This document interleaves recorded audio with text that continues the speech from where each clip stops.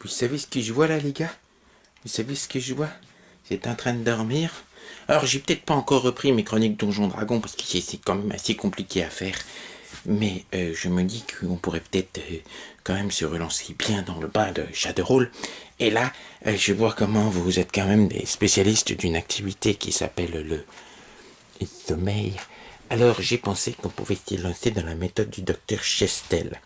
Dans la méthode du docteur Chestel, on joue des patients, hein, enfin pas vraiment des patients, on joue plutôt des gens qui sont capables de prendre une drogue qui s'appelle la guatouane, un nom assez imprononçable que j'ai lu assez récemment et que j'ai encore oublié. Et donc, peu importe, hein, on prend cette drogue. Le un nom plus ou moins d'origine assez bizarre, Amérique du Sud ou que sais-je encore. De toute façon, c'est une drogue qui n'existe pas vraiment, hein, faut pas y croire. Et donc, on joue des gens comme ça, un petit peu, qui vont aller dans la tête d'un patient pour soigner ses petites phobies. Ça vous dit ça? Oui, grâce aux drogues, vous vous connectez à la psyché, à la trachos, on appelle ça, du patient. Vous avez des caractéristiques, hein, genre la foi, votre force psychique. Toi, par exemple, t'as beaucoup dans la foi à dormir près d'un oreiller. Il y a la loi, c'est la loyauté apparente. On ne peut pas dire que tu as énormément de loyauté apparente, alors que toi, oui, c'est un petit peu plus, mais c'est toi qui as le plus de loi. Hein. Il y a l'adaptabilité. Là, toi, t'es très très fort. Hein. C'est c'est la discrétion. Bon, on remarque pas trop la diplomatie, c'est vrai. L'art de jouer la comédie, toi aussi, peut-être un petit peu.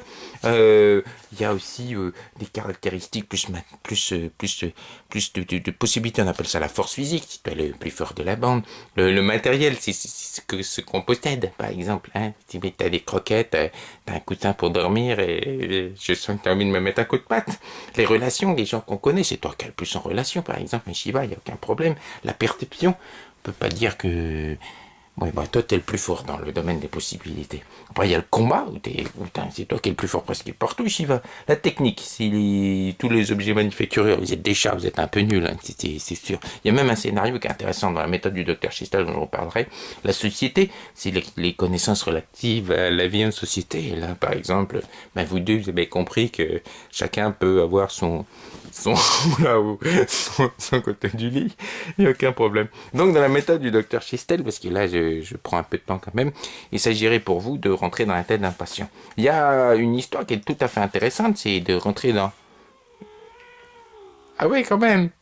C'est de rentrer dans la tête, dans la tête d'un chat qui a assisté à un meurtre. Et donc, quoi de mieux que de prendre des explorateurs de l'intracos qui seraient félins.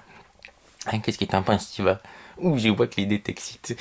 Mais bon, bref, pour revenir au sujet, moi, ce qu'il faut savoir, c'est que quand on rentre dans la tête d'un patient, on a ce qu'on appelle une fiche, avec il y a le problème, la date d'apparition de l'événement. Et donc, vous auriez une fiche un petit peu sensiblement comme cela, avec la fiche d'un patient, hein, qui aurait comme profession hobbies, ancien emploi, des choses. Bon, par exemple, votre patient, il serait un ancien, par exemple, un petit peu avocat, hein, qui serait rentré dans la politique ensuite. Là où il habite en plein cœur de Paris actuellement, hein, par exemple. Situation familiale, oh, ben, il est divorcé, hein, 2 fois déjà, hein, il est remarié. Hein. Des amis, oh, ben, il en a plein, des vrais et des faux.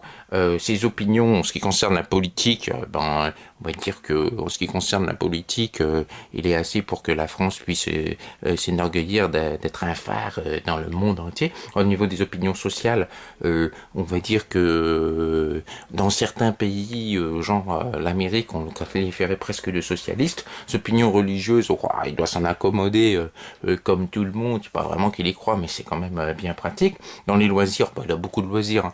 Essentiellement, quand même, il aime beaucoup le voyage et puis la haute société. Ce qu'il pense de l'armée, du service national, ouais, c'est un monsieur qui en pense du bien. L'objet de la police, il doit penser qu'ils sont pas assez nombreux. Hein, la justice, il aime bien la voir quand même de son côté, hein, s'arranger. Les journalistes, il aime bien sympathiser avec ceux qui arrivent à sympathiser avec lui.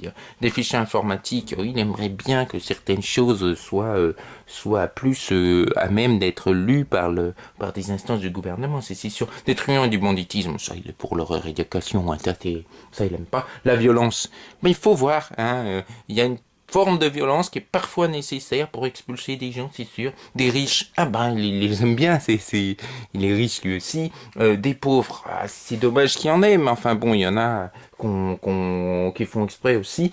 Des jeunes, c'est bien les jeunes, la jeunesse. Les vieux, c'est bien aussi, ça vote pour lui.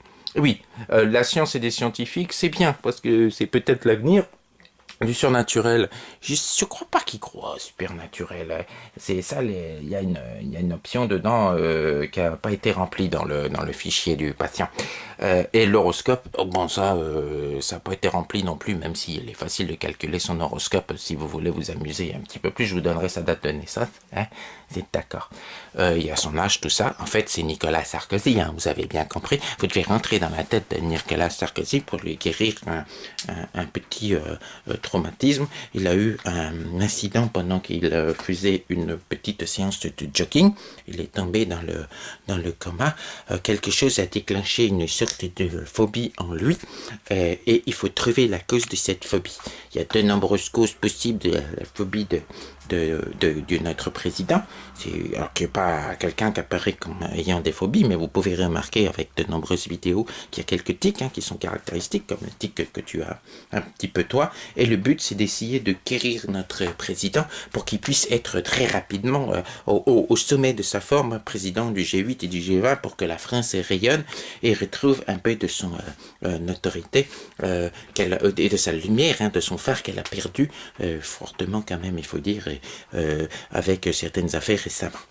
Hein. Et puis aussi, le docteur Chestel, parce que la méthode du docteur Chestel vous demande d'essayer de fouiller dans la tête du patient pour savoir pourquoi le patient garde Eric Woerth. Bon, Russe, dans l'intracos du patient, hein, toi, tu seras pris sur de feu. T'es d'accord? Ouais.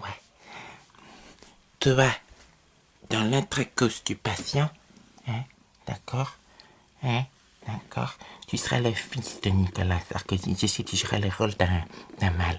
Hein, ça te fait plaisir pour une fois.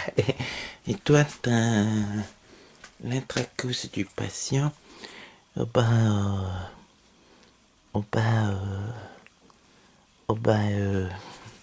peut-être que je vais te donner le rôle d'Éric Besson. D'accord? Je sais que ça aurait été peut-être mieux pour toi, Brice Hortefeux, mais que t'es un peu trop noir. Tu comprends? Voilà, c'est ça. Ça va être chouette. La méthode du docteur Chestel, c'est un jeu qui date d'il y a 20 ans, mais elle est dans les songes des patients, comme dans les songes d'un président. Hein. C'est gage toute une campagne. Et ce sera bien mieux que Donjon Dragon. Hein? Et...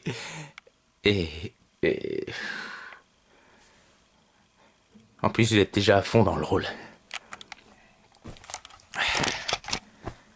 Non, mais c'est vrai, il faut trouver des jeux qui peuvent leur aller. Avec le temps qu'ils passent à dormir, un jeu de rôle où ils rentrent dans les rêves de quelqu'un. Hein? C'est cool. C'est ça? Hein, Shiva? Ouais. Je me disais, ouais. T'excites pas trop, hein. Ça peut durer quand même un moment et t'auras moins d'or qu'à tuer qu'est dans Donjon Dragon.